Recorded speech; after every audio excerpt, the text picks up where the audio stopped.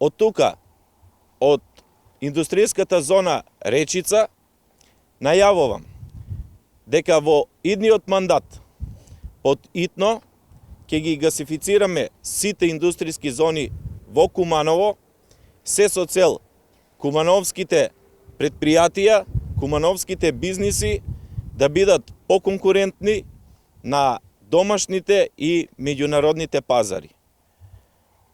Исто така, во наредниот период ќе вложуваме во сите инфраструктурни проблеми во сите индустријски зони во Куманово. Бизнис секторот мора да работи непречено и континуирано, а локалната самоуправа треба да се стави во нивен интерес.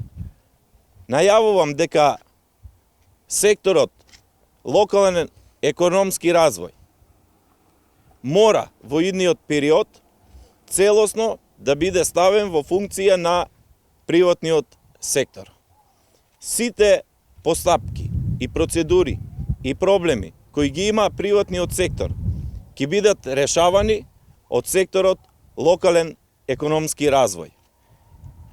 Најавувам тимови на експерти кои ќе вршат истражување на домашните и меѓународните пазари, координирани од локалниот економски развој и се со цел кумановските компании да ги имаат сите информации и да ги насочиме во секторите каде треба да вложуваат во идниот период.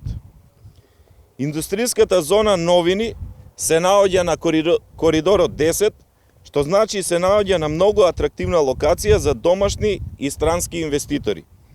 На површина од 61 хектар, тука владата веќе донесе неколку домашни и странски инвестиции, изградени се капацитети со лесна и незагадувачка индустрија.